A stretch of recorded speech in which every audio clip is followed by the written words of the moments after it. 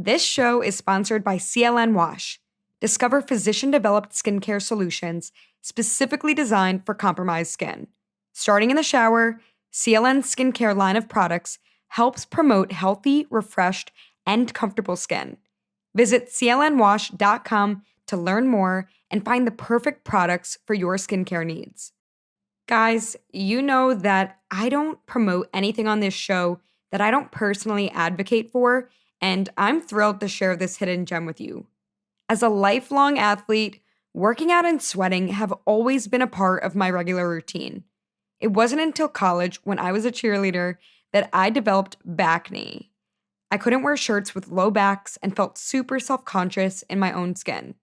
I was recommended CLn Wash by my dermatologist back then, and it cleared my breakouts.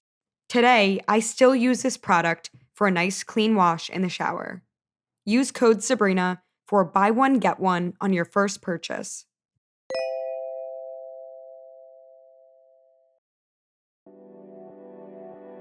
Welcome to I'm Well Aware.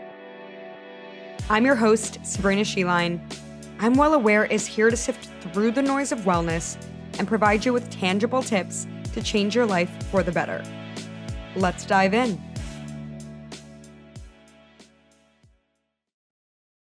Dr. Azam Anwar, I'm so happy to have you on I'm Well Aware.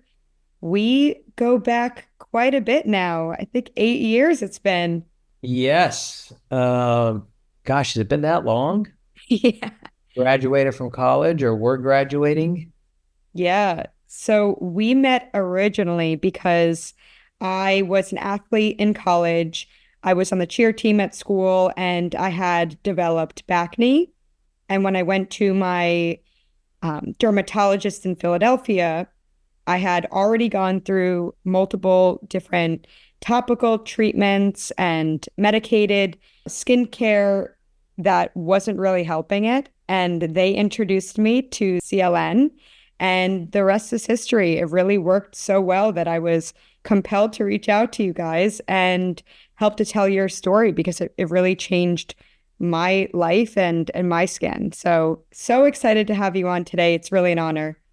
Yeah, happy to be on, and happy that we've stayed in touch all these years. Of course. Now, I would love to ask you, Dr. Anwar, if you could go over your backstory for us. What brought you to create CLN, and why are you so passionate about it? Well, I became a patient. I'm a cardiologist and suffered a serious skin infection. It started pretty innocuously, small little scratch on my shin, size of a grain of rice, and then rapidly expanded to the size of a silver dollar within, a few days, week to 10 days. And I got it cultured, saw my dermatologist, and he said, well, it's the really bad staph, methicillin-resistant Staph aureus, or MRSA cellulitis. So he gave me topical antibiotics, oral antibiotics, the pink soap cleanser, and I couldn't tolerate the pink soap cleanser. And then he said, well, besides the antibiotics, why don't you go do this regimen called a bleach bath?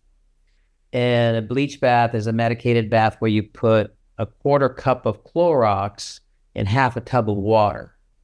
And this remedy has been around for decades, really going back to World War I, where bleach, although is a poison, but when you dilute it 100-fold or 1,000-fold, it can be used on the surfaces, and 1,000-fold it can be used on the skin. So anyway, here's this adult man making this slurry and sitting in a bathtub. So bleach diluted 1,000-fold, you sit in it for 10 minutes and then take a shower, and the whole thing is pretty cumbersome, the whole process, and not elegant. And I went back to him and I said, listen, I think we can do better than this. Let's take this concept and the good pharmacology and chemistry out of, get the good materials, and can we not do this in the shower? And so that was the premise of starting the company, based on my own personal experience and having a skin infection. We started that, and then we hired chemists, and it took us a number of years to really formulate the product to to what it is today. I love that you share your story with us about what you went through, because I think it can be tough, but you have to be your biggest advocate in life. And when, your skin, you're not able to tolerate something, and the fact that you are your biggest advocate and then created a whole brand because of it is really, really inspiring. So tell us about CLN today. What kind of products do you have and how do you recommend using them? Sure, we have a product line that has the main non-residual cleansers, which is the body wash and sport wash. So you go in the shower, wet the skin, lather that product on for 1 to 2 minutes, and then wash off. So that's your go-to product that can be used for normal skin, dry or oily skin.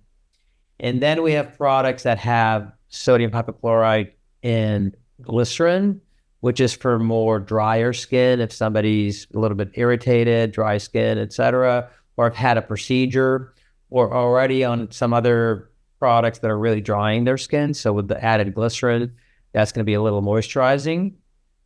And then on the other side of the spectrum, we have hypochlorite and salicylic acid combined products, which is a shampoo and an acne cleanser. So we've got products that manage to, those that are 6 months and older, really to no upper limit, head to toe, normal skin, oily skin, or dry skin. Awesome. I'm a huge fan myself. I'm excited for people to check it out. But let's dive into skin, Dr. Anwar. How tough is our skin really? How would you describe our skin? Yeah, so the skin is actually very thin, but very tough. And it's an excellent shield. And the skin also involves, our scalp as well. So we have hundreds of different microbes on the skin, which are actually protecting from other bad microbes coming in and producing vitamins and so on. And then the skin structure itself has the 3 layers, the top and right underneath it, and then the fat layer really below it. And within those structure, you have sweat glands, you have oil glands, and hair follicle, and it's immunologically very, very active. Like, it's very protective of human beings. And just one thing that I was mentioning to you yesterday, for instance, in toxicology, a human skin is 7 times tougher to penetrate than rat skin. Okay. So I don't know, the New York City rats, they're pretty tough out there, but maybe not as tough as I think. Yeah, but the human skin is pretty tough and pretty resilient. And it's the biggest organ. It turns over pretty rapidly. And so it's a beautiful organ. It's the number one reason to go see a doctor as well. Mm-hmm. So you can have a lot of problems, and of course you want to protect it. Most important being sun protection, mm-hmm. And also you want to clean it properly, and that's where we come in.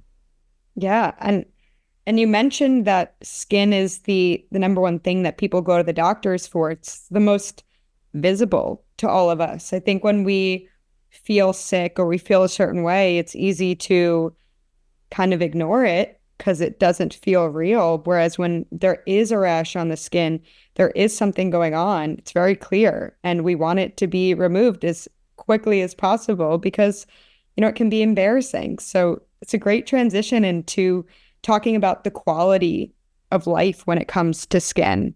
There's a lot of impact that we talked about yesterday, even in terms of mental health.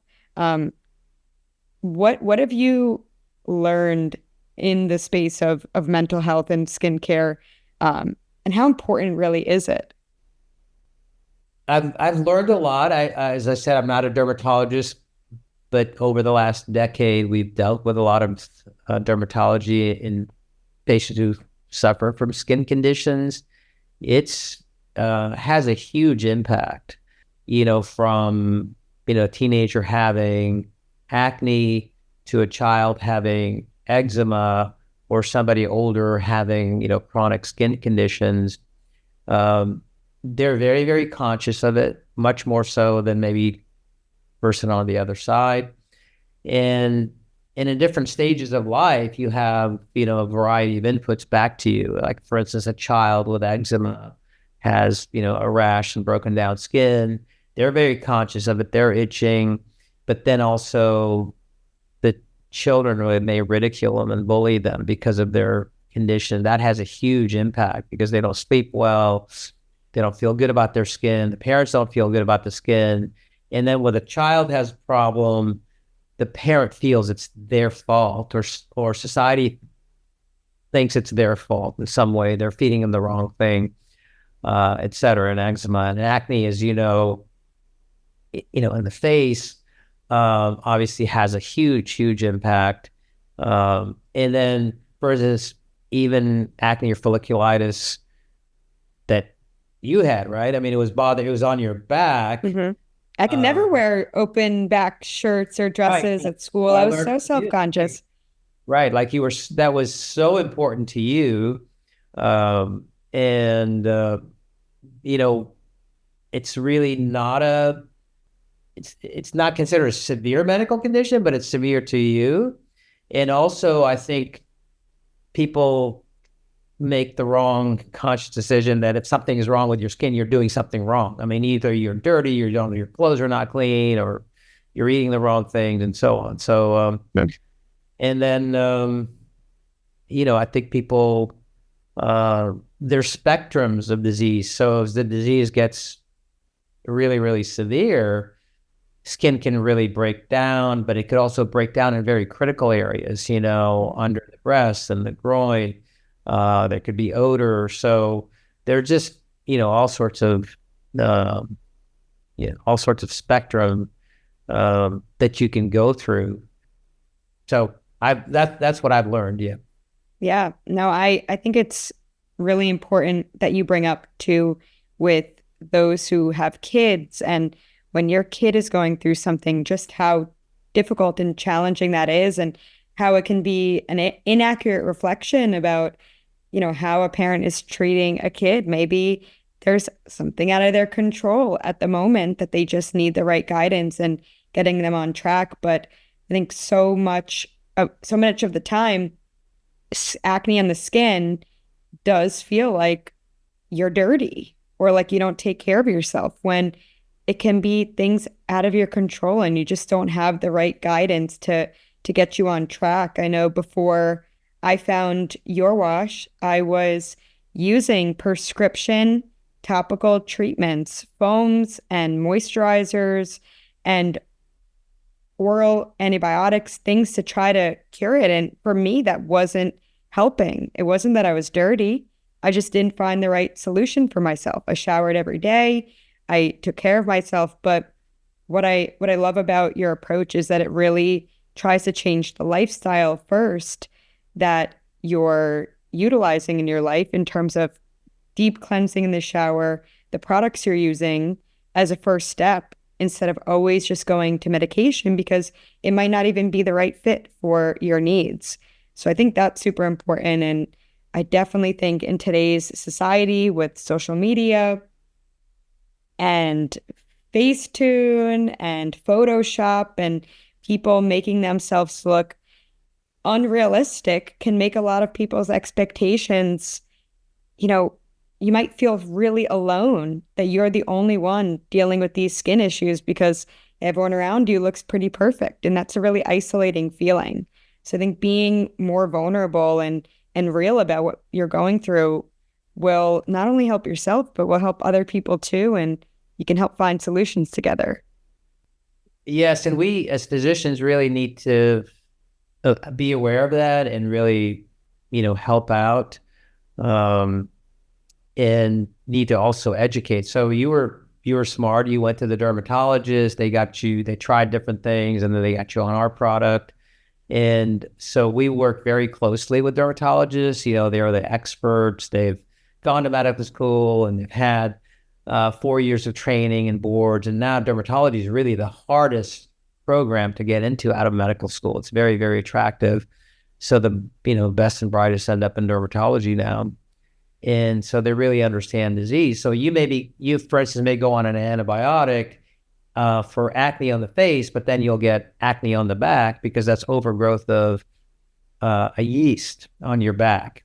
You have to know those nuances, and then you're going, well, I need more of something, and then that may actually be making it worse, or your medication is really drying you out, or your cleanser is breaking down your skin. Now, the skin, although it's a beautiful shield, you can break it down with your treatments, by being too harsh with it, scrubbing it too much, or being on the wrong medications. When the skin breaks down, all those microbes can then bring on conditions in various situations.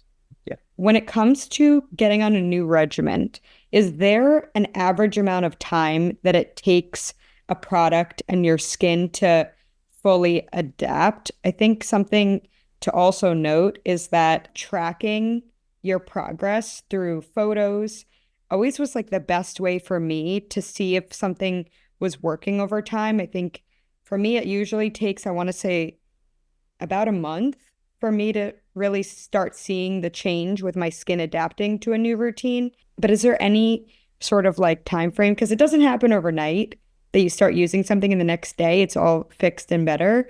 So I think that patience element is also really important to remember. When you're wanting to find solutions and you're wanting it to work, if it doesn't happen overnight, you might just need to give it more time.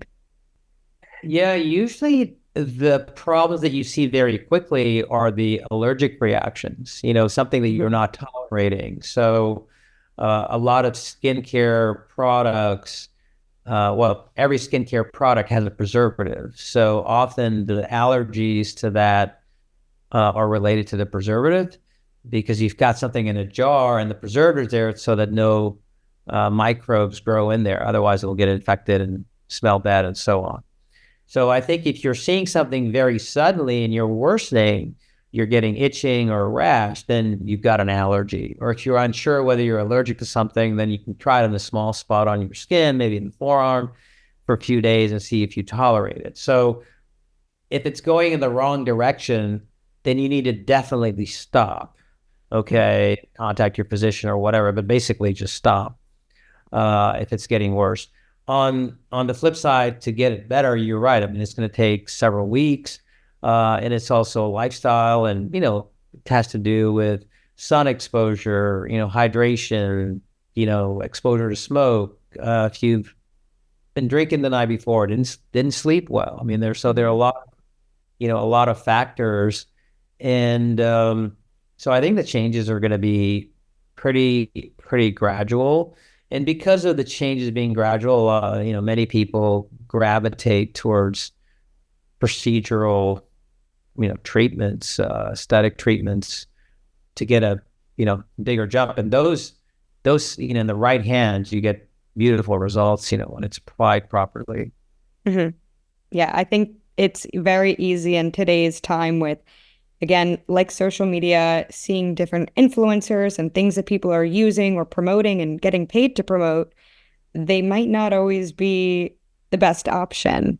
So I think really like doing your research too and understanding what you're getting yourself into could prevent you from getting a procedure that could give you a negative effect. Oh, absolutely. Yeah. And you want to look at the reviews and get a second opinion, and because if they're doing procedures to your face and other parts of your body, there is a risk, like you can get an infection or an acneiform eruption. So you'll end up with a significant complication that will take a long time to treat. And then when you recover from that, I mean, you may end up with more scarring or darkening of the scar and so on. Mm-hmm. And we definitely don't want that. That's for sure. Now, Dr. Anwar, could you talk to us about how our environment impacts our skin? Especially, I live in the New York City area.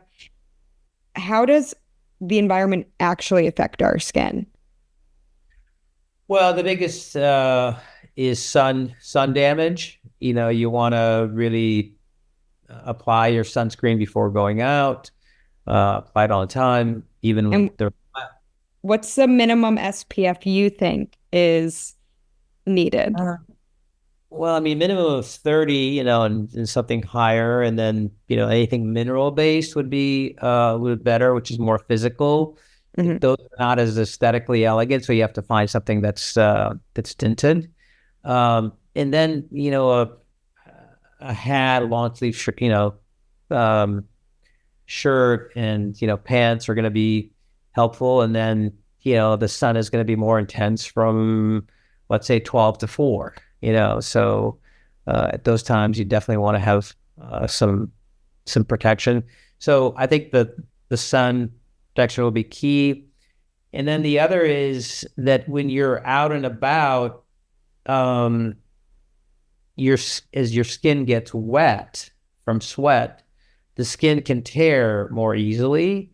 And so when the skin tears, the microbes can go in, right? So uh, that's when you finish with your day in the city. You want to take a nice shower and let everything really, really dry out. And so in the athletic environment, a lot of people are walking around, they go work out, and then they stay in those kind of damp clothes for a little bit longer. And then they're definitely at risk for, infection from that. So, and then as the climate gets muggier and warmer and you're out in the city, out and about, you're exposed to a lot of different microbes.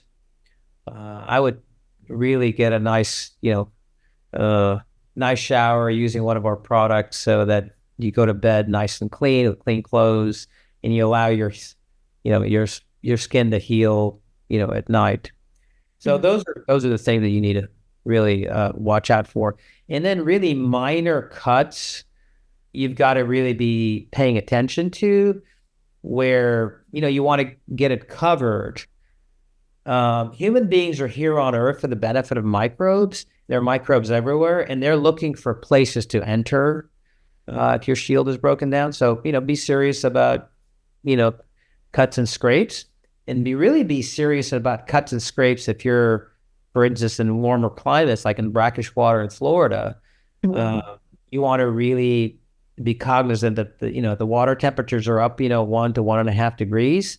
And there's certain bacteria such as Vibrio, it could be a very, very severe problem. So, and if you notice anything changing and rapidly worsening within a day or two, you need to get immediate attention.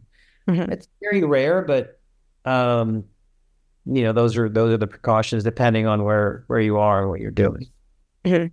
Definitely agree with that. Definitely think that treating a problem while it's at its minimal state is way easier than treating it when things have gotten out of control. So I think that's great advice that you're sharing with people. Really just, take your skin more seriously. It's also your partner.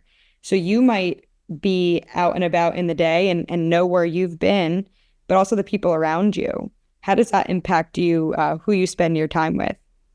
Yeah, so if you sort of have to know where your partner has been and what they do.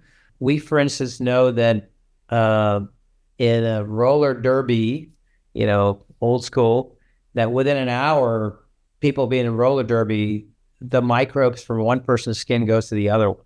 So Mhm. the microbes really move around. And so if you have someone who's a partner who's in wrestling, or doesn't even have to be a partner, it could be like your brother or your child or whoever in the household is a wrestler or contact sports, they're exposed to a lot of issues with the skin, such as staph infection or ringworm or even herpes on the skin and face. So they need to really take care of their skin and really have good hygiene and take a shower within 30 to 60 minutes of their exercise, get their clothes out of the way because it could be pretty stinky. So they're pretty, they're pretty high risk. Um, and then, if you're on a yoga mat or and that could be an issue as well. And also shaving, shaving can be a problem, and you don't want to share, shaving materials with anyone else but yourself. So Those are great. Now, Dr. Anwar, could you talk about sort of your holistic approach when it comes to skincare? If you could give, 5 things that people should always keep in mind, what would they be? Don't neglect nail beds. People tend to neglect their nail beds. If somebody's itching a lot, our hands move to our face hundreds, maybe thousands of times a day. And, so if the nails are not really clean or very sharp, they can deliver, bacteria and other microbes from one place to another. So take care of the nails, give it a little brush in the shower, and, have good hygiene. Nail accessories, long nail, etc. It impacts the health of your nail. That would be one. I think really ending the day, if you're been exposed to a lot in a really active day, ending your day with a nice clean shower and then putting some cotton clothing on afterwards. I think that would be number 2.